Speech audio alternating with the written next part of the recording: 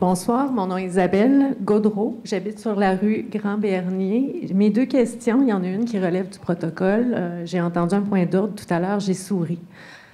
Est-ce que, dans une assemblée délibérante, le président d'assemblée est tenu de respecter le droit de parole des intervenants? Ça, c'est ma première question.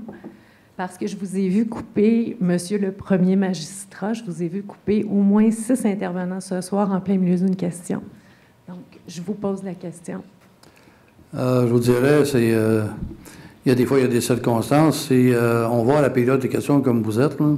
Si je mettais ça à la lettre comme président de l'Assemblée et non comme maire, parce qu'il y a des municipalités plus grandes, ils ont un président de l'Assemblée.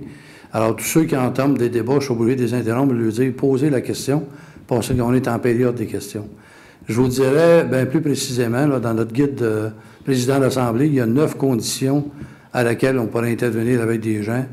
On me reproche, le Conseil, des fois, me reproche de donner trop de temps à un moment donné quelque part, parce qu'il faut tenir ça serré.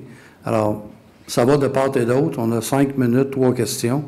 Puis, il y a des fois, vous êtes à même de constater que 5 minutes de débat et pas de questions. Oui, je suis d'accord avec vous, sauf que quand vous prenez 10 minutes sur le droit de parole de 5 minutes de quelqu'un, ça rallonge un droit de parole.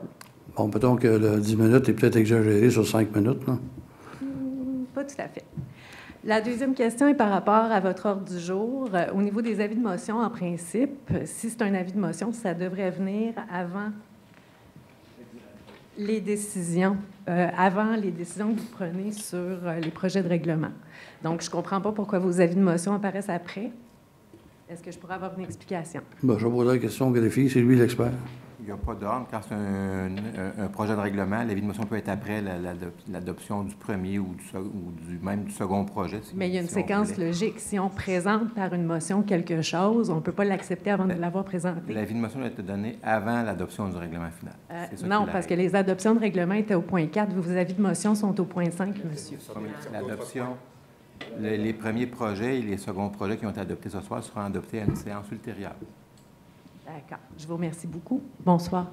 Merci.